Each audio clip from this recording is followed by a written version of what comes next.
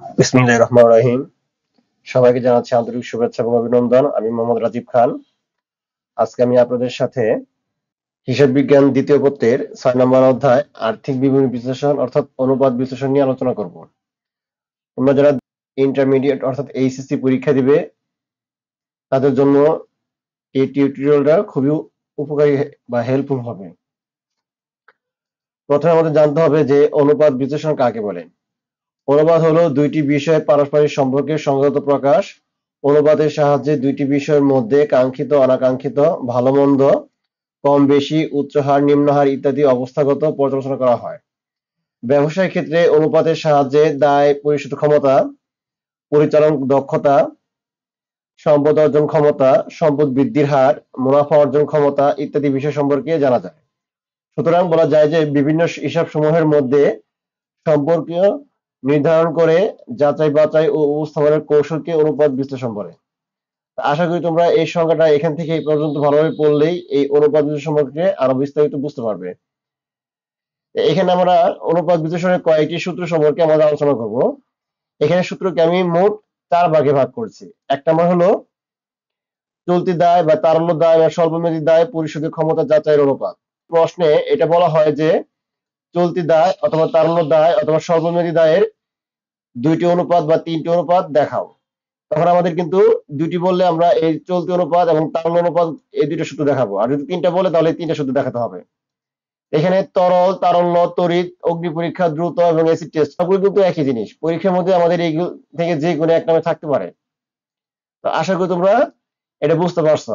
আমরা এই সূত্র পরে মানে বিস্তারিত আলোচনা করবো, একটু পরে আমরা বিস্তারিত আলোচনা করবো এই সূত্র সম্পর্কে।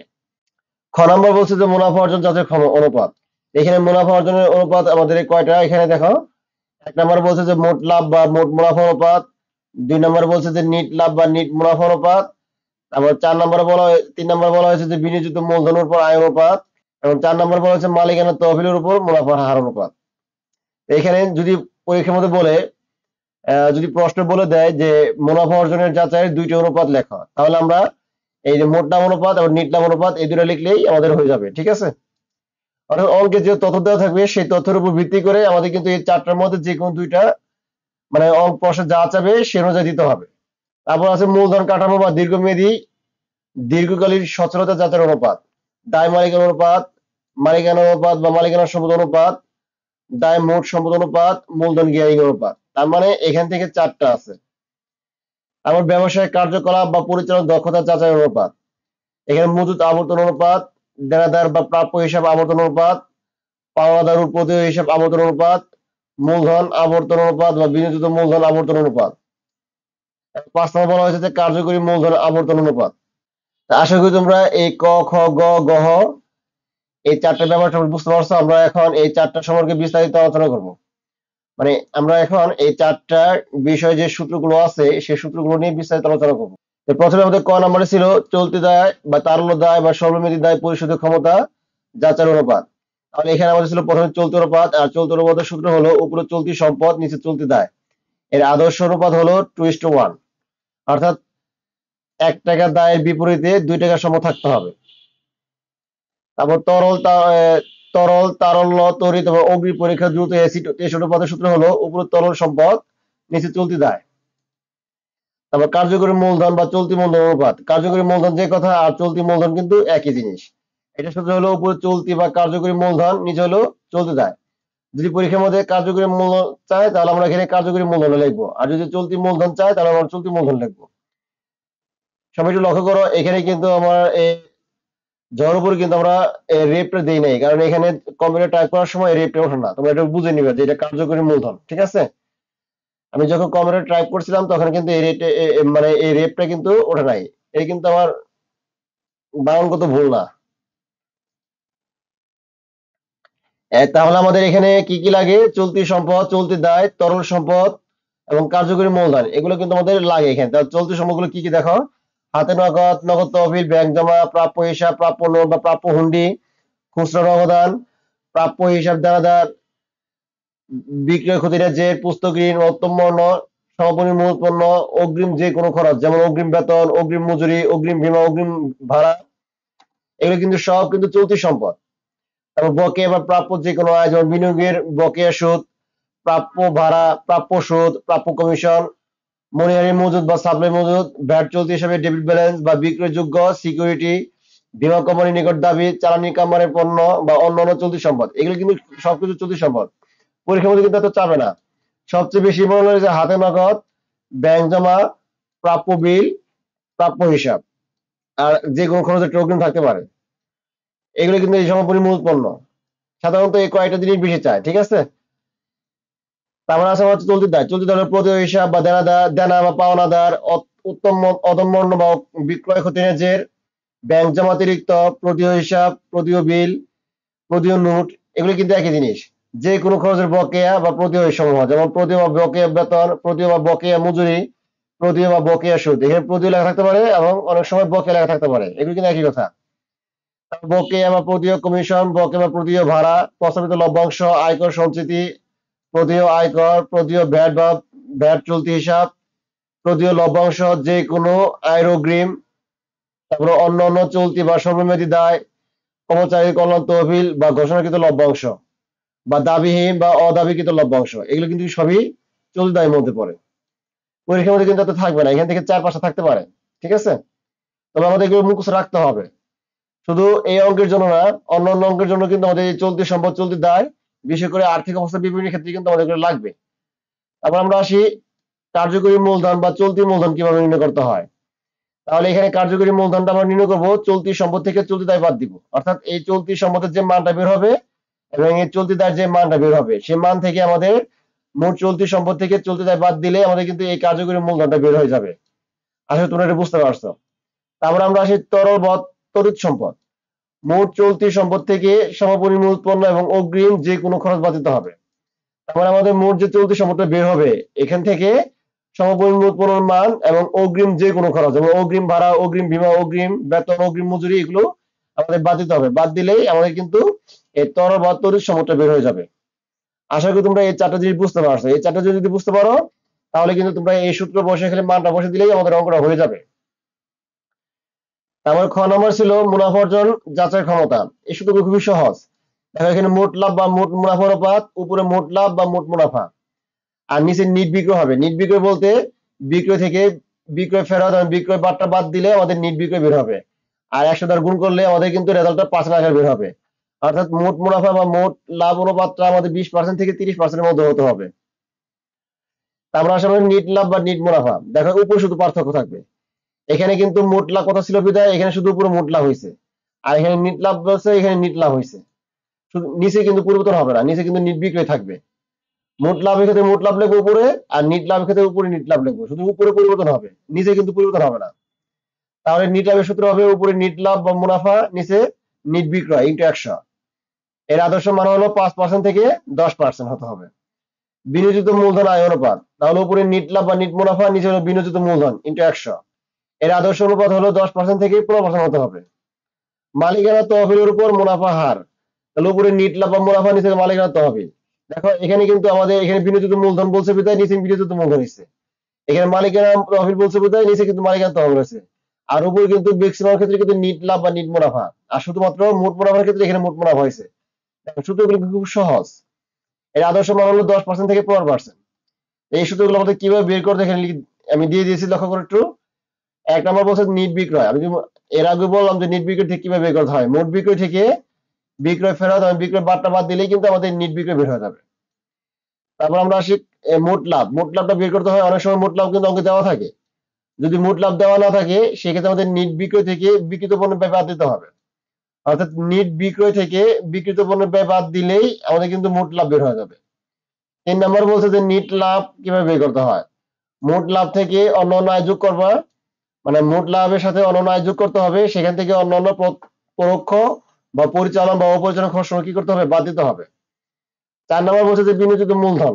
এখন বিনিয়োজিত মূলধনটা কিভাবে বের করতে হয়, মোট সম্পদ থেকে অলিক বা বড় সম্পদগুলো আমার বাদ দিতে হবে, তারপর চলতি দায় বাদ, অথবা মালিকানা তহবিলের সাথে দীর্ঘমেয়াদী ঋণ বা বড় সম্পদ বাদ, দুইভাবে করা যায়। তবে প্রথমটা কিন্তু সহজ, মোট সম্পদ থেকে অলিক বা বড় সম্পদ আগে বাদ দিতে হবে, বাদ দেওয়ার পরে সেখান থেকে চলতি দায় বাদ দিলেই আমাদের কিন্তু এই বিনিয়োজিত মূলধনটা বের হয়ে যাবে। এখন চলতি দায় আমরা কিভাবে পাবো, কারণ চলতি দায় কিন্তু আমরা এখানে শিখছিলাম, দেখা চলতি দায় গুলো। আমরা আসি মালিকানা তহবিল। মোট সম্পদ থেকে অলিক বা বড় সম্পদ বাদ দিলেই সেখান থেকে চলতি দায় বাদ দিব এবং দীর্ঘমেয়াদী দায় বাদ দিব। আর দীর্ঘমেয়াদী দায়গুলো কি কি? এই যে ঋণপত্র, বন্ড বা বন্ধকি ঋণ, এগুলো কিন্তু আমাদের দীর্ঘমেয়াদী দায়, এগুলো কিন্তু আমাদের বাদ দিতে হবে। এই বাদ দিলেই কিন্তু আমাদের এই মালিকানা তহবিলটা বের হয়ে যাবে। অথবা আমাদের এইভাবে বের করা যায়, ঠিক আছে?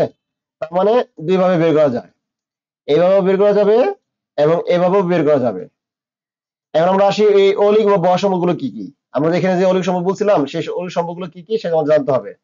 অলিক বা বড় সম্পদের মধ্যে আছে প্রথমে প্রাথমিক খরচাবলী, বিলম্বিত বিজ্ঞাপন, লাভ ক্ষতি হিসাবে ডেবিট জের, শেয়ার অবলোকনের দস্তির বা কমিশন, শেয়ার বা ঋণপত্রের অবহার বা বাট্রা, গবেষণা খরচ বা উন্নয়ন খরচ, এগুলো কিন্তু সব অলিক বা বড় সম্পদের মধ্যে পড়ে। যদি এই খরচগুলো যদি অঙ্কের মধ্যে থাকে তাহলে সেই ক্ষেত্রে আমাদের মোট সম্পদ থেকে এই খরচগুলো অবশ্যই বাদ দিতে হবে, বাদ দিয়ে অন্যান্য কাজ করতে হবে, কারণ বড় সম্পদ বা অলিক সম্পদ কোনোভাবেই মোট সম্পদের মধ্যে অন্তর্ভুক্ত হবে না মানে অঙ্ক করার সময়। আশা করি তোমরা এই ব্যাপারগুলো বুঝতে পারছো। তারপর আমাদের গ নম্বরে ছিল মূলধন কাঠামো বা দীর্ঘকালীন সচ্ছলতা যাচাই অনুপাত। প্রথম মাসের দায় মালিকের অনুপাত, এখানে সূত্র হলো উপরের মোট বহির্দায়, এখানে কিন্তু রেপ ওঠে নাই, অর্থাৎ আমি যখন টাইপ করি তখন কিন্তু এই রেপটা ওঠে না, এই জন্য আমি ইচ্ছাকৃতভাবে ভুল করার জন্য সবাই আমাকে ক্ষমা দৃষ্টিতে দেখবেন। দায় মালিকের অনুপাতের সূত্র হলো উপরে মোট বহির্দায়, নিচে হলো মালিকানা তহবিল। এর আদর্শ অনুপাত হলো 1:1 বা 1 থেকে 1:3 পর্যন্ত। মালিকানা অনুপাত বা মালিকানা সম্পদ অনুপাত, উপরে মালিকানা তহবিল, নিচে হলো মোট বাস্তব সম্পদ। মোট বাস্তব সম্পদ বলতে মোট সম্পদ থেকে অলিক বা বড় সম্পদ বাদ দিতে হবে। দায় ও মোট সম্পদ অনুপাত সূত্র হলো উপরে মোট বহির্দায়, নিচে হলো মোট বাস্তব সম্পদ। মূলধন গিয়ারিং অনুপাত, এটা কিন্তু খুবই ইম্পর্টেন্ট, এই যে 4 নাম্বারটা এবং 1 আর 2 নাম্বারটা। উপরে হলো স্থির খরচযোগ্য তহবিল, নিচে হলো সাধারণ শেয়ার মালিকানা তহবিল। এই সাধারণ শেয়ার কথা কিন্তু লিখতে হবে, শুধু শেয়ার মালিকানা তহবিল বললে হবে না, সাধারণ শেয়ার মালিকানা তহবিল। উপরে হলো স্থির খরচযোগ্য তহবিল, নিচে হলো সাধারণ শেয়ার মালিকানা তহবিল। এর আদর্শ অনুপাত হলো 1:2। এই সূত্র হলো মোট বইয়ের দায় সমান সমান চলতি দায় প্লাস দীর্ঘমেয়াদী দায়। দীর্ঘমেয়াদী দায় বলতে আমাদের ঋণপত্র, বন্ড বা বন্ধকি ঋণ, এগুলো কি বোঝায় দীর্ঘমেয়াদী দায়। তার সাথে চলতি দায় যোগ করলে কিন্তু আমাদের মোট বইয়ের দায় বের হয়ে যাবে। তারপর আমরা মোট বাস্তব সম্পদ, মোট সম্পদ থেকে এই বা অলিক সম্পদ বাদ দিলে কিন্তু আমাদের মোট বাস্তব সম্পদ বের হয়ে যাবে, যেটা আমাদের সূত্রে লাগবে। আবার 3 নম্বর ছিল হলো স্থির খরচযোগ্য তহবিল, যেমন ঋণপত্র, বন্ড, ডিবেঞ্চার বা অগ্রাধিকার শেয়ার মূলধন, এটা কিন্তু স্থির খরচযোগ্য তহবিল। পরীক্ষার মধ্যে কিন্তু এই ঋণপত্র, বন্ড, ডিবেঞ্চার এই তিনটার যে কোনো এক নামে থাকতে পারে। এই তিনটার যে কোনো এক নামে থাকলে সেটাই আমাদের এখানে আসবে, তার সাথে অগ্রাধিকার শেয়ার মূলধন যোগ হবে। যোগ করে দিলে আমাদের কিন্তু স্থির খরচযোগ্য তহবিল বের হয়ে যাবে, এই যে স্থির খরচযোগ্য তহবিলটা। 4 নম্বর আসে সাধারণ শেয়ার মালিকানা তহবিল। মালিকানা তহবিল থেকে অগ্রাধিকার শেয়ার মূলধন বাদ দিলেই কিন্তু আমাদের এই সাধারণ শেয়ার মালিকানা তহবিলটা বের হয়ে যাবে।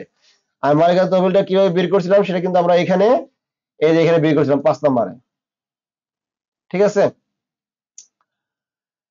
গ নম্বর বলছে যে ব্যবসায় কার্যকলাপ বা পরিচালনা দক্ষতা যাচাই অনুপাত। 1 নম্বর বলা হয়েছে যে মজুদ আবর্তন অনুপাত, সূত্র হলো বিক্রিত পণ্যের ব্যয় বা নিট বিক্রয়, নিচে হলো গড় মজুদ পণ্য। এটি লক্ষ্য করো সবাই, যদি কোনো কারণে অঙ্কের আগে পিছে ডানে বামে সবগুলো তথ্যের উপর ভিত্তি করে যদি কোনো কারণে এই বিক্রিত পণ্যের ব্যয় বের করা না যায় সেক্ষেত্রে আমাদের নিট বিক্রিত করতে হবে। যদি কোনো কারণে নিট বিক্রিত মানে বিক্রিত পণ্যের ব্যয় বের করা যায় বা বের করার অপশন দেওয়া থাকে সেক্ষেত্রে কিন্তু আমাদের নিট বিক্রয় হবে না। নিট বিক্রয় তখনই হবে যখন কোনোভাবে বিক্রিত পণ্যের ব্যয় বের করা না যাবে তখন। আর নিচে হবে হলো গড় মজুদ, এর আদর্শ মান হলো 8 বার। দেনাদার বা প্রাপ্য আবর্তন অনুপাত, উপরে নির্ধারে বিক্রয়, নিচে হলো গড় প্রাপ্য হিসাব প্লাস গড় প্রাপ্য বিল। 4 নম্বর হলো পাওনাদার। 3 নম্বর বলছে যে পাওনাদার বা প্রদেয় হিসাব আবর্তন অনুপাত। তো এখানে নির্ধারে ক্রয় দেওয়া আছে উপরে, আর নিচে গড় প্রদেয় হিসাব বা গড় প্রদেয় বিল। কারণ পাওনাদার সাথে প্রদেয় সম্পর্ক বা নির্ধারে ক্রয় সম্পর্ক আমরা জানি, যতবার যে কোনো জিনিস ধারে পণ্য ক্রয় করলে বা যে কোনো জিনিস ক্রয় করলে সেক্ষেত্রে আমাদের প্রদেয় হিসাব বা পাওনাদার হিসাব তৈরি হয়। 4 নম্বর বলছে যে মূলধন আবর্তন অনুপাত বা বিনিয়োজিত মূলধন আবর্তন অনুপাত। এর সূত্র হলো উপরে নিট ধারে ক্রয়, উপরে নিট বিক্রয়, সরি এই ধারে না, উপরে নিট বিক্রয়, নিচে বিনিয়োজিত মূলধন। উপরে নিট বিক্রয়, নিচে বিনিয়োজিত মূলধন, ঠিক আছে? কার্যকরী মূলধন আবর্তন অনুপাত সূত্র হলো উপরে নিট বিক্রয়, নিচে হলো কার্যকরী মূলধন। উপরে নিট বিক্রয়, নিচে কার্যকরী মূলধন। তাহলে আমাদের বিক্রিত পণ্যের ব্যয়, তাহলে আমাদের এখানে কি কি লাগে, প্রথমে আমাদের বিক্রিত পণ্যের ব্যয় এটা বের করে নিয়ম হলো নিট বিক্রয় থেকে মোট লাভ বাদ দিতে হবে। নিট বিক্রয় থেকে মোট লাভ বাদ দিলেই আমাদের কিন্তু এই বিক্রিত পণ্যের ব্যয়টা বের হয়ে যাবে। তারপর আমরা দেবো গড় প্রাপ্য হিসাব বা দেনাদার। প্রারম্ভিক প্রাপ্য হিসাব বা দেনাদার সাথে সমাপনী প্রাপ্য হিসাব বা দেনাদার যোগ করে তাদের দুইটা ভাগ করতে হবে। সবাই লক্ষ্য করো, যখন কোন অঙ্কের মধ্যে প্রারম্ভিক দেনাদার বা প্রাপ্য হিসাব এবং সমাপনী অর্থাৎ প্রারম্ভিক এবং সমাপনী দুইটাই দেওয়া থাকবে। আমি আবার বলতেছি, যদি কোনো অঙ্কের মধ্যে প্রারম্ভিক এবং সমাপনী প্রাপ্য হিসাব বা দেনাদার দুইটাই দেওয়া থাকবে, সেক্ষেত্রে দুইটা যোগ করে দুইটা ভাগ করলেই আমাদের কিন্তু এই প্রাপ্য গড় প্রাপ্য হিসাব বা গড় দেনাদার বের হয়ে যাবে।